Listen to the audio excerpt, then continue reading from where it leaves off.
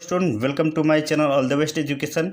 इस वीडियो में पॉलिटेक्निक प्रवेश परीक्षा 2023-24 भौतिक विज्ञान थर्ड के बारे में पढ़ेंगे, जो यांत्रिकी के बारे में है। इनमें 10 महत्वपूर्ण प्रश्नों पर ध्यान देंगे। इसमें 10 महत्वपूर्ण प्रश्नों पर ध्यान देंगे जो वही परीक्षा में आएंगे, इसलिए आप इस वीडियो को पूरा देखें।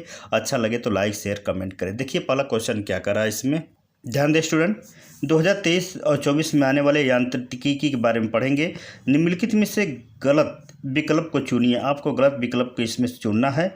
वस्तु में उत्पन्न त्वरण वस्तु पर लगाए बल के अनुक्रमानुपाती होता है। पहला ऑप्शन है वस्तु की स्थिति में परिवर्तन के लिए उस पर कोई बाह्य बल लगाना आवश्यक होता है। ये दूसरा है यदि कोई वस्तु एक सरल रेखा में समान वेग से चल रही है तो वह उसी दिशा में उसी वेग से चलती रहेगी जब तक कि कोई बाहरी बल लगाकर उस गति को परिवर्तन न कर सके। तो ये कौन सा, ये आपका सी ऑप्शन है। ए, बी और सी, डी तीनों सत्य है कि असत्य, इसके ये आपको बताना है।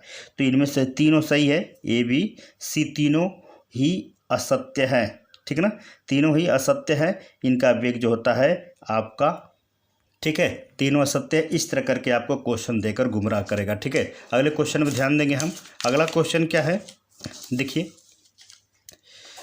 दूसरा है बल का गुरुत्वीय मात्रक होता है किग्रा भार, ग्राम भार, किग्रा प्रति भार, ग्राम प्रति भार। तो इसमें सही ऑप्शन क्या है, इसमें किग्रा जो है भार के रूप में आता है, गुरुत्वीय मात्रक होता है जो, ठीक है ना। अगला है निम्नलिखित में से सही संबंध है। एक किग्रा भार बराबर 48 न्यूटन या 98 न्यूटन, और दूसरा एक किग्रा बराबर 0.8 न्यूटन, और तीसरा है एक किग्रा बराबर 9.8 न्यूटन, और एक किग्रा बराबर 980 न्यूटन। तो सही ऑप्शन इसमें एक किग्रा बराबर 9.8 न्यूटन के प्रतिरूप में दर्शाया जाता है। अगला क्वेश्चन है जी का अधिकतम मान होता है। ठीक है, चौथा जो है जी का अधिकतम मान होता है ध्रुवों पर, भूमध्य रेखा पर, ऊंची इमारतों पर, एवरेस्ट की चोटी पर। तो इसमें ऑप्शन सही है ध्रुवों पर। ठीक है ना, जी का जो अधिकतम मान होता है वो ध्रुवों पर रहता है। अगला है संवेग परिवर्तन की दर निम्नलिखित में से किसके बराबर है। घनत्व के, आवेग के, त्वरण के, बल के। संवेग, तो संवेग का मतलब हो गया बल पर इसका मात्रक अधिक होगा।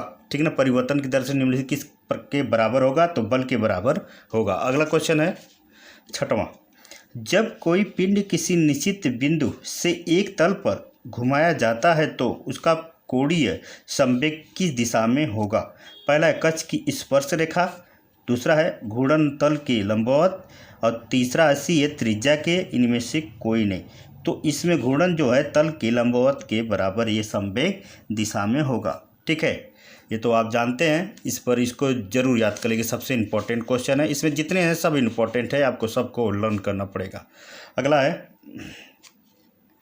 देखिए किसी बड़े बेलन को धकेलने में या खींचने में से किसके अधिक बल लगाना पड़ेगा। धकेलने में, खींचने में बराबर कुछ भी नहीं कहा जा सकता है। तो इसमें धकेलने में, किसी बेलन को ढकेलने में अधिक बल का प्रयोग करना पड़ता है। ठीक है, अगले क्वेश्चन ध्यान देंगे हम। ध्यान दें स्टूडेंट्स, ठोस शंकु के गुरुत्व के केंद्र की स्थिति होगी शंकु के आधार पर, शंकु की अक्ष पर आधार से 1/2 ऊंचाई की दूरी पर, शंकु की अक्ष पर आधार से 1/4 ऊंचाई की दूरी पर, उपयुक्त में से कोई नहीं। तो इसमें शंकु की अक्ष पर आधार से 1/2 जो होता है ऊंचाई की दूरी पर, यह शंकु का क्षेत्र उपस्थित होता है। ठीक है, यदि किसी वस्तु के वेग को दुगुना कर दे तो उसकी गतिज ऊर्जा होगी दुगुनी, चौगुनी, तिगुनी, पाँचगुनी। ये चौगुनी में उस गति की ऊर्जा होगी। ठीक है ना। अगला है दो समान ताप वाले पत्थर टकराने से ताप संरक्षित रहेगा, वेग संरक्षित रहेगा, संवेग संरक्षित रहेगा, और स्थितिज ऊर्जा संरक्षित रहेगी। तो इसमें से ऑप्शन क्या है, वेग जो है संरक्षित रहेगा। ठीक है, ये 10 क्वेश्चन सबसे इम्पोर्टेंट है, आपको इसको लर्न करना है।